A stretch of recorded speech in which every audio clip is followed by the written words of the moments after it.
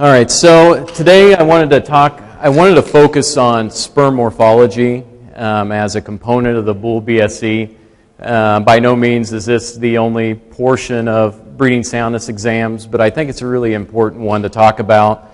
So what I really wanted to do was focus in on the why, where, and when do these defects occur, and to maybe give you some information to be able to produce or give the producer a prognosis for their bulls. But before we get started, I've played around with, when I'm teaching veterinary students, this is new to me, I was in private practice, so I'm always trying to think of ways to keep the lecture interesting, keeping the students involved.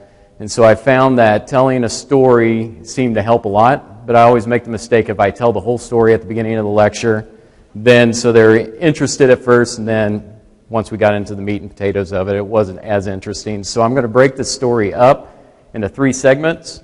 So we'll start with the first segment prior to getting started with the lecture. Like Dr. White said, I graduated from vet school in 2004. I met a girl here at Kansas State. We got married in 2003. And my wife, she's from the Czech Republic. She was an international student here. And when we started dating, she wanted me to meet her parents. And the only problem is her parents lived in the Czech Republic. So she asked, would you be willing to come with me for a month to meet her parents? And so I was a little bit hesitant. It wasn't like just going out to eat, dinner or something with her parents. She was asking me to commit to a month. So you're thinking, what if something goes wrong and blah, blah, blah. But for whatever reason, I said, yeah, I'll go. So she was trying to find me a ticket, and she told me, unfortunately, I couldn't find a ticket on my flight, so you got to fly on a separate flight. So at the time, I'd never been on an airplane, let alone out of the country, so I was really nervous about this, and she told me, she said, don't worry, my flight's supposed to get there before yours, so everything's going to be fine. I'm going to leave it at that for right now, but not to give you a spoiler, but her flight did not get there before me, so we'll pick up on that later on in the lecture. So, sperm morphology, I think a lot of times we have the question of should we deem this bull unsatisfactory or should we defer it? And I think a lot of times questions come up, what do we consider tolerable limits to some of the defects that we see? You'll read in literature, if it's a head defect, nothing over 20%. If it's a tail defect, no more than 25% defects. Then we have questions of which defects are considered more serious than others. You hear a lot of people marking down as a primary defect or a secondary defect. And, really when you look at primary and secondary defects, primary defects are those that originated in the testicle. Secondary would be those that happened in the epididymis. And when you really look at it, there aren't that many defects that actually occur in the epididymis. Most of them are testicular. So then you have, is it compensable or non-compensable? Compensable meaning if you have a defect in the sperm, if you add more normal sperm with that, and will it be a problem? Can it still achieve fertilization? Whereas non-compensable defects would be those that they can bind to the ovum, they can cause a zona reaction, but not achieve fertilization of the ovum. So that's what a lot of these defects, as we go through this, I've written down compensable or non-compensable rather than primary versus secondary. And then the last question is this bull going to improve? Should we call it unsatisfactory, or should we defer it and recheck it for another time? So here I have a video of motility.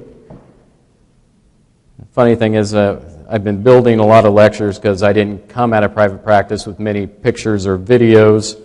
So the other day my wife asked me to start the grill, and I went out. I was working on a lecture, and I came back and my son was watching sperm motility videos on the computer.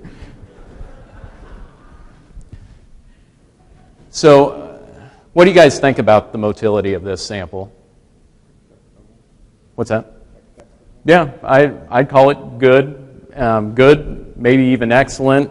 We have quite a few swirls. Looks pretty good. Let me see. I don't know if I need to. Oh, see if it'll. So I called it good to very good. Now this bull, I had no idea what the morphology was going to turn out like. I was making a lot of videos, making slides while I was making the videos, and then I was reading the slides after the fact. And this particular bull actually failed. Had 65% normal, 6% proximal droplets. The big concern for me was the vacuoles that I was seeing in this particular sample. 5% head defects, and then a hodgepodge of other defects.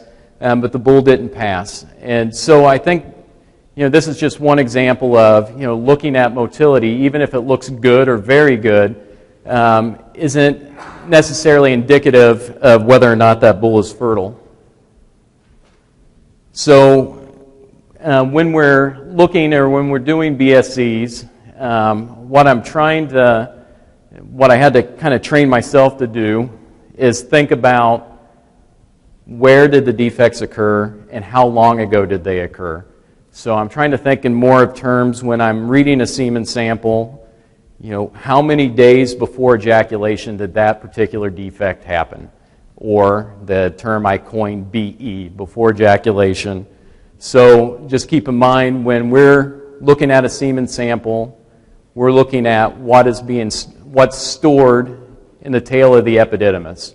So everything that's in the body, everything that's in the head, and everything that's in the testicle, we have no idea what's there. We could have a normal ejaculate that we're looking at today, but right behind it could be abnormal morphology. And so that's where, as we move through the slides, I'll be describing when these defects occur so you can have in mind how many days before that ejaculate did that particular defect happen. And then you can use that information, speaking to the producers. Was there an event that you can think of that happened, say, 2 weeks ago? Was there a bad storm? Did you treat this bull for foot rot?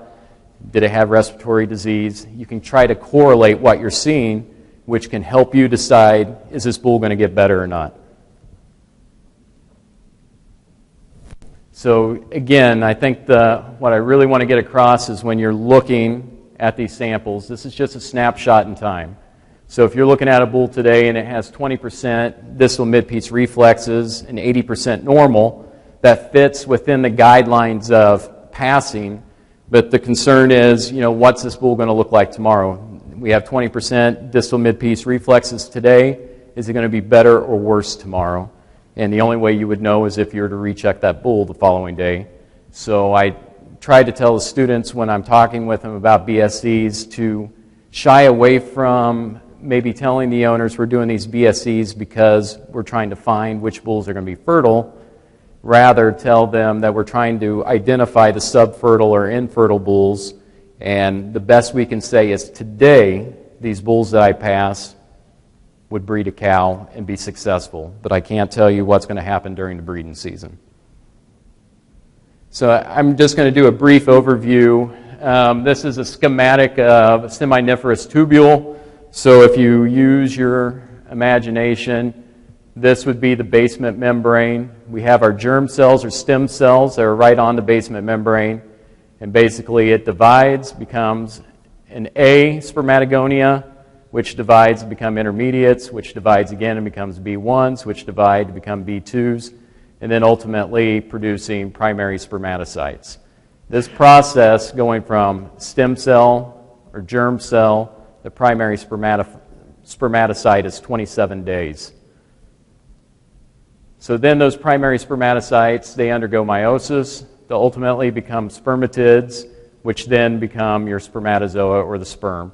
So going from the process of meiosis is an additional 13 and a half days. And then these round spermatocytes, it takes 18 days for them to transform into spermatozoa. So if you look at the whole cycle, we're talking 60 days from going from germ cell to spermatozoa that's released, and then enters the epididymis. So that's quite a long time, and quite a long time for certain defects to occur. Now this chart has been extrapolated from, there's been many other charts. I remade it thinking that maybe it was a little easier to follow. I don't know if that's true or not. But if you look at this, this is starting from your stem cell or your germ cell. And as you move along the cycle, you read it from left to right. So we got first mitotic division, second, third, and then they stayed. I guess you could say they're making changes, but they're not dividing till here. And now you've got your primary spermatocytes, and it goes all the way through meiosis. Then these are the 18 days of spermiogenesis, where they're transforming from a round cell to a spermatozoa.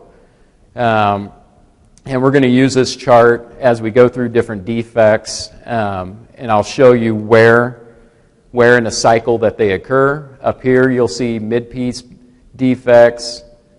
Now you're looking at some acrosomal defects, head defects, tail defects, and if you have an insult to the testicles that happen in the beginning stages, that's where you can have some defects where you have severely distorted spermatozoa. They don't even look like sperm, and I'll show you some photographs of that later.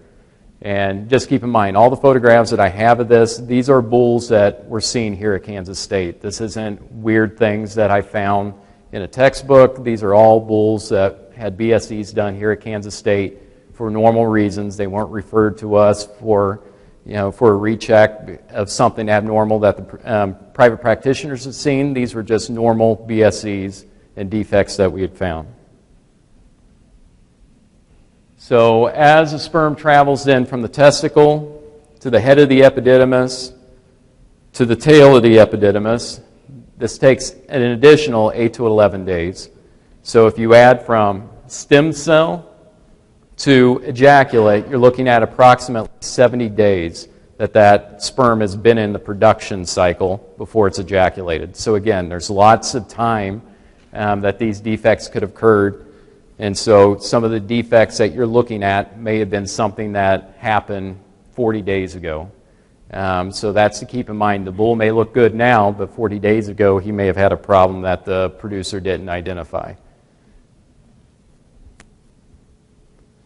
So again, what my focus is going to be today is when, where, and why these defects occur, and how to use that information to be able to determine, is this bull satisfactory, unsatisfactory, or should I defer it? And with that, we're going to pick up with me entering the airport in the Czech Republic. So I was on a separate flight, land in Prague, which is the capital city of the Czech Republic, and I don't see my girlfriend at the time, but now my wife, Kathy, I didn't see her anywhere in the airport.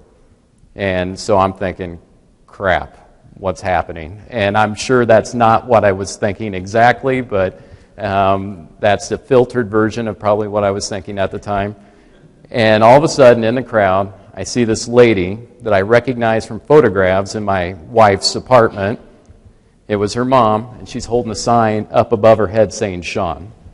And I'm really wondering what's happening. And so I walk over to her, and I didn't know it, but she didn't speak much English at all, about a dozen words. I spoke about a dozen words in Czech, so we weren't in a very good situation at the time. She grabs her cell phone, dials a number, hands it to me, and she goes, the father. So the reason she said the father was that's about the only way she could say it, that it was Kathy's dad. But in my mind, I'm thinking, what is this? Like the Czech mafia. I'm thinking Godfather. I'm wondering, do I have to kiss his ring when I meet him? So I was nervous, and I answered the phone, and my now father-in-law, who they're both actually visiting us for the next couple weeks, he explained to me that my wife's flight had been delayed in New York, so I'm going to spend the day in Prague with my mother-in-law to be, and then we'll come back to the airport later to pick up my wife. So I was extremely nervous. I was extremely jet-lagged, and I will tell you this much.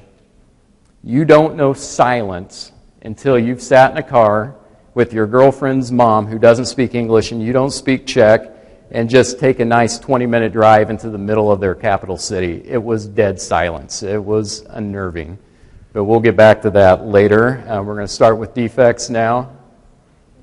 So what defect is this?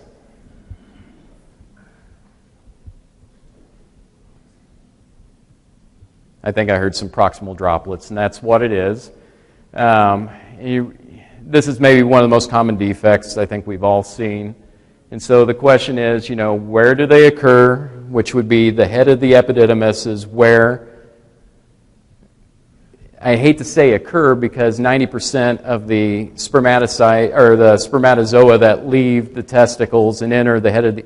Okay, so with these droplets, 90% of the spermatozoa that's leaving the testicle and entering the head of the epididymis, they all have droplets. The droplet itself is just basically cytoplasm that's been extruded from the head of that sperm as it was forming, and it has some remnants of organelles that were in the cell. But that droplet is there in the head of the epididymis when it first arrives. But as it travels through the head of the epididymis and through the body of the epididymis, that droplet should slide on down the midpiece and basically form a distal droplet. When we see these cytoplasmic droplets in the ejaculate, it means we had some sort of maturation problem that happened within the epididymis, oftentimes stress leading to low testosterone levels. Epididymitis can lead to this as well. Sometimes we'll see in young bulls that are just hitting puberty, it can be low testosterone just due to their youth. So I'm sure many of you have experienced this in yearling bulls when they're having their BSEs done. So those are the more common reasons why. Now you can get proximal droplets with testicular causes as well. If we have an insult to the testicles, whether it be heat, stress due to low testosterone, those things can lead to proximal droplets as well, but oftentimes they're associated with head defects. We'll see piriform heads that go along with those droplets. This I would consider a non-compensable trait, and the reason why is they have done studies where if you have an ejaculate that has a high number of proximal droplets, even the normal appearing sperm seem to have a harder time fertilizing the ovum. It's believed that it could be a cell membrane problem that's leading to this. So this would be one that I would consider a non-compensable trait. And this would go along the lines of, if you were going to freeze semen, this would be one if there's a high number of proximal droplets, even if it's within tolerable limits, over 70% normal sperm. This would be one that I'd be cautious about. My recommendations with this would be recheck in 4 weeks. And what defect is this? I think I'm hearing some distal droplets. So this is, the big question. Is this truly a defect or not? We do get questions from time to time. Do I count this as a defect? And as of right now, no, it's considered normal. Every spermatozoa in the caudal epididymis, or not every, but most, have a distal droplet still in place. And when that sperm is mixed with fluid from the vesicular glands, fluid that's in the ampulla, that causes, and as the sperm is gaining motility, it causes that droplet to shed. There's been some theory or some thought with some of these bulls that have a high number of distal droplets that maybe we didn't get it, with the electroejaculator, maybe we didn't get enough seminal fluid mixed with the semen to cause those drops to shed. I don't know whether or not that's true, but that's a theory. But I will say I've seen some samples that had a very high number of distal droplets and a reasonable number of proximal droplets as well. So my recommendation with distal droplets is if it's under 20%, count them as normal sperm. But if you're over 20% distal droplets, I would collect another sample and see if you're getting the same thing from the bull. If you aren't, if it looks better, terrific. If you are, I would consider rechecking that bull in 2 to 4 weeks just because I have some concerns that we could still have some cell membrane problems with those spermatozoa. But per the book, it's considered normal and not abnormal. What defect is this? It's a DMR, or a distal midpiece reflex. So with this particular defect, and you can see it, it has different appearances, but you can see the midpiece is bent, causing the tail or the principal piece to coil around and oftentimes have a distal droplet trapped in that little loop. And now this one, we didn't get the swirl of the principal piece, but this would still be considered a DMR. In this particular defect, it's going to hit the wrong button. This defect happens in the caudal epididymis, and typically we see it in stress, low testosterone. You'll see it in bulls that are hitting puberty. Those are the most common reasons why you're going to see this defect occur, and they believe that it's partially due to, with the low testosterone, the fluid that's in the epididymis is a bit hypotonic and causes that midpiece to bend and swirl around. But that's not proven, but that's a thought as a possible reason why. But again, we see this defect typically, and I think I forgot on proximal droplets, typically proximal droplets you see 7 to 10 days before ejaculation. Distal midpiece reflexes we see 4 to 7 days before ejaculation. Again, it happens in the tail of the epididymis, stress, immaturity. There's been some work done, particularly up north in Canada, that their season, time of year, seems to have an influence on this particular defect as well.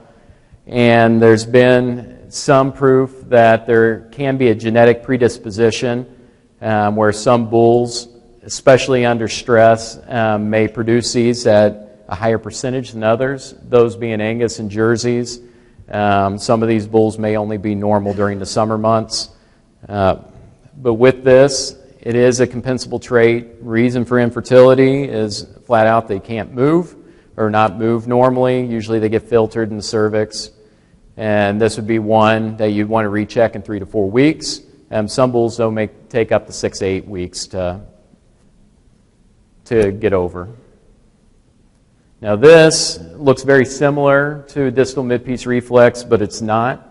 And I think sometimes when you're trying to really move through these bulls fast, this can catch us up at times. But this is actually hypotonic shock, typically, and that can happen due to urine contamination of the sample. It can happen if you didn't dry the slide fast enough.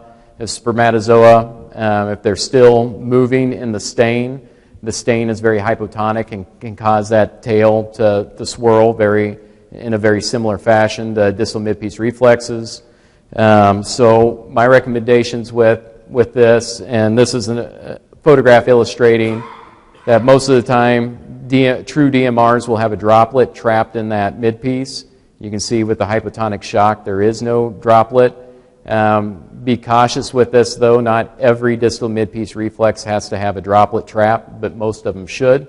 So my recommendation with this particular defect would be to, one, if you see a lot of these that look like DMRs without a droplet, make a new slide. If you're still seeing them, then get another ejaculate from the bull. And if you're still seeing them, and you're certain that there was no urine contamination, you're certain you made the slide, you prepared the slide correctly, then those I would recheck and call DMRs. But typically, if it's true hypotonic shock, you're going to see a lot of these without droplets. If you make a new slide, a lot of times they'll go away. So again, if you feel that everything was done correctly, then I'd recheck in 4 weeks. Just be conscientious of that. Now these are detached heads. And typically we see these, if you see them in high number, it's due to sexual rest in the bull. Bulls naturally have peristalsis in the epididymis to help move out older sperm as newer sperm is coming in from the testicles. If in these mature bulls or older bulls that mechanism isn't working correctly, we can get what's called sperm accumulation or a rusty load, where we have months worth of sperm that's been building up in the caudal epididymis and not being removed. And so we have a lot of dead sperm, and naturally as the sperm dies, the connection between the head and the midpiece weakens, breaks, and then we'll find all these free heads in the semen sample. Typically those bulls, though, I'm sure some of you experienced them in the past, have very, very large volumed, very thick ejaculates, and you look at it and there's poor to no motility at all. These bulls, they can breed. It's just something that you need to tell the producers that it may take a week. If they accumulate like this before they're actually fertile, they need to clean out what's in that caudal epididymis and allow for newly produced sperm to fill in the reserves for breeding. But just make sure that the producers are aware of this. Cause of infertility, it's been found that dead headless sperm have a very difficult time traveling to and fertilizing an ovum. This would be considered a compensable trait. As far as recheck, I'd recheck them immediately. See if you can get another ejaculate, you may be able to find some viable sperm that's being stored in that epididymis. But oftentimes, in my experience anyway, usually there's not enough there to pass the bull. So if I were to recheck them again, I would recheck no later than 2 weeks. If we wait a month, you're just going to allow sperm to accumulate again, and you're going to see the same thing. So my recommendation to clients is to bring them back the following week, and we'll do the same thing again and see if we have enough viable sperm that we can pass this particular bull. It's important, though, even if you are able to pass this bull, that if they're not going to turn them out to pasture right away, this is going to happen again. So they may be subfertile for a week. Now, this is a very similar defect, but not the same.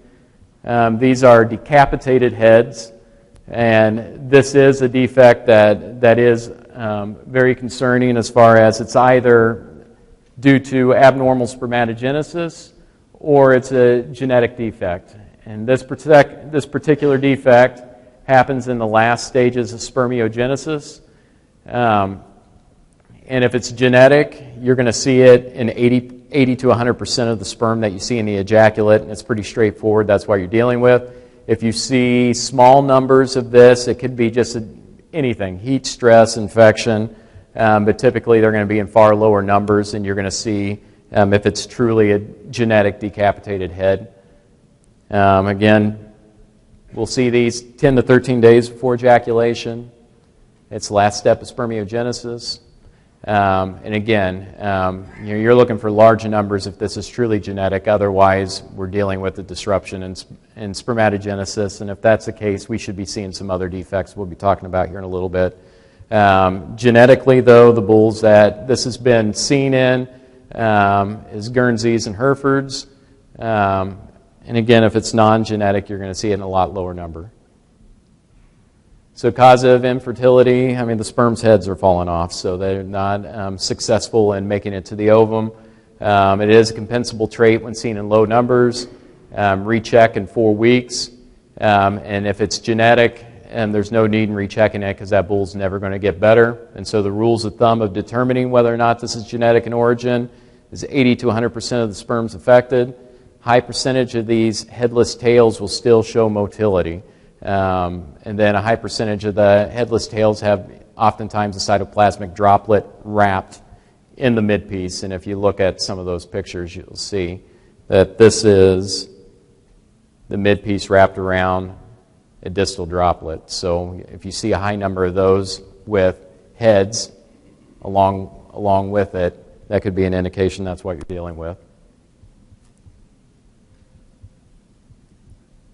So what is this?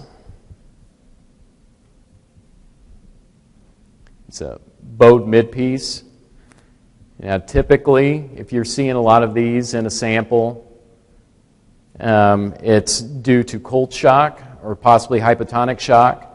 It can be a defect, and you do see these occasionally as a defect, but most of the time if you're seeing them in a sample, it's due to the sperm got cold, got shocked, and so it's caused by you or your slide making process with that particular ejaculate. And so what I would do is make a new slide immediately. If you're still seeing them, get a new ejaculate. If you're still seeing them and you're, again, certain everything went right, then that may be something worth rechecking. So, if we're going to recheck these bulls, I'd be rechecking them in 4 weeks, but typically you're going to see them in low enough numbers, I count them as normal sperm unless I see a real high number of them. This is a photograph of a mid-piece defect, and there's 2 different ways you can call this. It's either a DAG defect or a DAG-like defect, and the difference is a true DAG defect is genetic in origin, DAG-like is just abnormal spermatogenesis. If these are truly genetic, if it's truly genetic in origin, you're going to see, again, a high percentage of them being affected, whereas DAG-like, and I see quite a few of these in a lot of bulls, the DAG-like defect, usually they're in low numbers. Again, this happens 2 weeks before ejaculation in the testicle, so we're typically seeing it right here, again, very similar to those decapitated heads. And cause of infertility, they're immobile, they can't go anywhere. It is a compensable trait. Bulls that we've seen that it's truly a genetic problem would be Jerseys, Herefords, and Galloways. It's very rare to see these, though, in high numbers, but they do exist. If you deem these as DAG-like, which most of the bulls that you check will be, it would be, again, you want to recheck them in 4 weeks. And this is another mid-piece defect. It's a little hard. My first photograph is a little bit hard to see, but if you can appreciate, you can see a gap here, and it's an area where it's missing mitochondria. It causes weakening of that mid-piece. And you're going to see in some bulls, particularly limousines, you can see these in the sperm. They have normal fertility. But if you have where you see gaps on both sides of it, it can cause fracturing of that mid-piece. This one, it's actually fractured right at the annulus where the tail and the mid-piece connect. This one, the tail's actually snapped back on itself, which you'll see these quite commonly. Again, typically, we're seeing abnormal spermatogenesis can happen anywhere in the last 4 days of spermiogenesis here. So about 2 weeks prior to ejaculation, these occurred, and anything that can disrupt spermatogenesis. And you're going to hear me say heat and stress a lot, and a lot of times when we're seeing abnormalities in our semen samples, it's going to be oftentimes due to heat or stress, obviously infection as well. But again, just remember that these happen about 2 weeks prior to ejaculation. Decreased mobility is a cause of infertility. It is a compensable trait, and recheck in 4 weeks. Now this photograph is the only one that was not taken from a sample from Kansas State. This one was sent in to us, and this is an acrosomal defect called knobbed acrosomes, and there's 2 different varieties. We have the beaded form, where the acrosome is actually folded back on itself, and then the indented form, which is a far more common one that we see. Now this can be genetic or is genetic, and it can vary in intensity from time to time. With the indented form, it can be anywhere from 1% to 100%. This particular bull that I was showing you photographs of was about 90%. As far as it's where it happens or where it occurs, and there's a couple different places in this graph that it can happen, but typically it's here, about 18 to 20 days before ejaculation. And so when you're looking at these, the question is, how do I interpret this? Do I pass a bull? Do I not? They've done studies where these bulls can be quite fertile in non-competitive pastures where they're the only bull in that pasture. But then when in competition, when they breed the same cow as another bull, those bulls seem to be far less fertile than other bulls that are normal. So with this particular defect, I base it more on what percentage of the sperm is affected when you see it. I'd be very concerned anything over 20%. And anything under 20%, I think it's acceptable to pass those bulls, but I think it's one that you need to watch that particular bull and tell the owner that we need to do repeated BSEs on this just to make sure it doesn't worsen. It is a compensable trait. It cannot cause a zona block, so it's not going to interfere with normal sperm fertilizing the egg. It's just at times there can be quite a number of them. These are examples of nuclear vacuoles. Some people will call them an acrosomal defect, but they're actually a defect of the nucleus of the sperm itself. There's 3 different types, and maybe the most common type would be these larger vacuoles and the apical vacuoles, but at times you'll see these diadem vacuoles as well. And with these defects, particularly the diadem, these can cause horrific effects on fertility. Apical, it's still up in the air how much infertility problems it leads to. And the larger vacuoles definitely can cause some infertility issues with these bulls. They happen about 18 to 20 days before ejaculation, can be as early as 25 days before ejaculation. They believe that genetics could play a role in this, but we oftentimes see it during stress and poor thermal regulation of the testicles. But they've found that some bulls seem to be more prone to producing this particular defect than others, so they believe there is could be a genetic cause for this as well. Again, 18, 20 days is where we'll see these defects. And then I just broke down your apical, diadem, and your larger vacuoles. For sure, diadem and the larger vacuoles, they believe, have a genetic influence.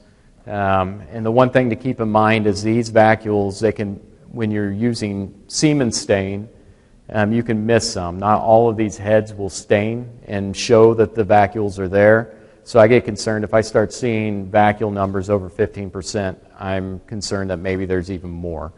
But all of these defects, and this is just my opinion, but any of the defects, like I talked to you about, where do we draw the cutoff? Is it heads 20%, tails 25%? I would be concerned with anything over 20% of an individual defect.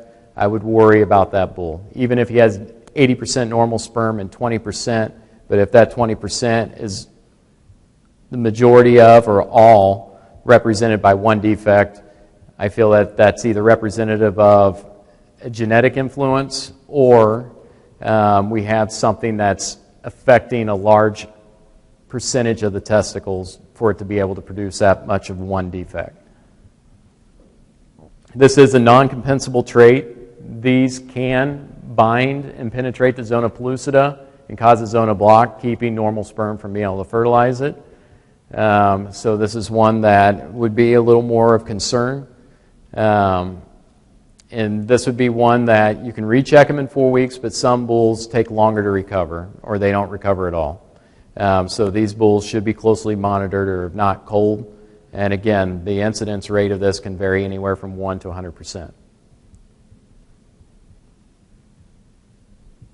So these are piriform heads. And with this particular defect, we see it again in that 18 to 20 day range. Happens in the testicle, typically stress, poor thermal regulation, just like the others. There's been some bulls that they think might be genetically predisposed. There's 2 theories as to what causes infertility. Either they can't make it to the ovum because the mobility of the sperm is influenced by the shape of the head, or it just can't, once it reaches the ovum, it's unable to interact normally with the ovum. They have found some, though, that are able to cause a zonal block, so I consider this a non-compensable trait, and it'd be one that you'd want to recheck in 4 weeks. And then oftentimes when you see these, you'll see it go along with tail defects and proximal droplets, like we talked about with the proximal droplets before. A lot of times you'll see them with piriform heads.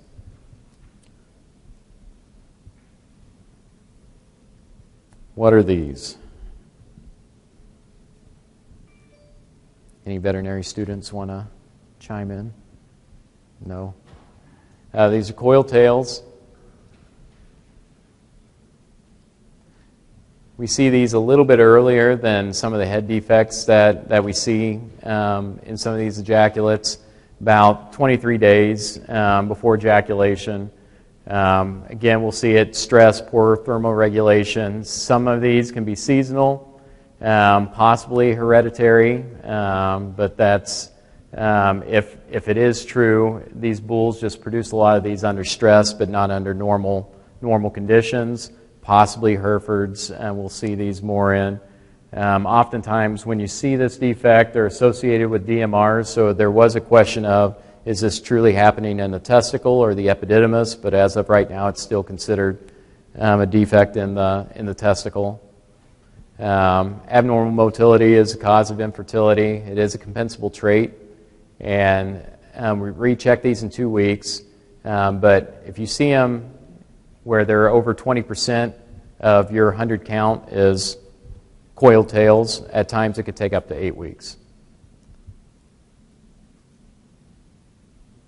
So these are fun to find, but not necessarily one that you're going to see a lot of. Double tails, accessory tails. Oftentimes we'll see these 1-2% and never exceeding 20% for most bulls. If you do see over 20% of this particular defect, I'd be worried that it is genetic. But typically it's going to be typically you're just going to see them in low numbers, and it's just abnormal spermatogenesis that occurred with those particular cells, but not necessarily indicative of disease or stress or thermoregulation. And again, it's about the same time. It happens same time as coil tails. Usually we see them in so low number we don't really know the cause or effect of infertility because we don't see it. But if you were to see it in high numbers, you can recheck it in 4 weeks, but I'd be concerned that if you're seeing them in that high of numbers, it's genetic, and more than likely it's not going to get better. So these are a couple things that you're going to see in very small numbers. Teratoid forms, this would be very early in spermatogenesis. Typically, I oftentimes see them 1-2%, but it's not influencing fertility because it's in such low numbers. If you see it higher than 5%, it's an indication that you've got pretty disturbed spermatogenesis.